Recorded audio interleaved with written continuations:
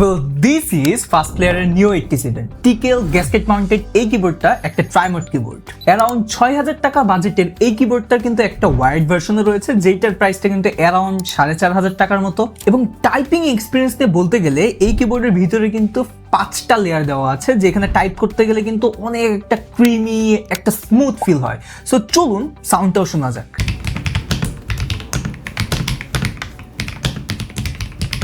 Very Sturdy build কোয়ালিটির এই কিবোর্ডটার কিন্তু আরো অনেক ভার্সন রয়েছে।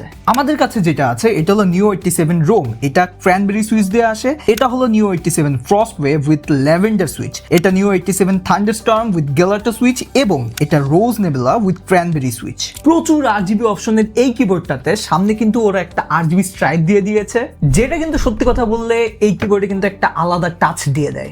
আর যদি আপনাদের হঠাৎ করে মনে হয় যে না ভাই আমার জীবনে এত রঙের দরকার নাই, জাস্ট এখানে একটা সুইচ টিপ দিলে কিন্তু আপনারা আরজিবি অফ করে দিতে পারেন। এরকম যদি আরো অনেক কিবোর্ডের ভিডিও চান তাহলে ফলো দিয়ে রাখুন।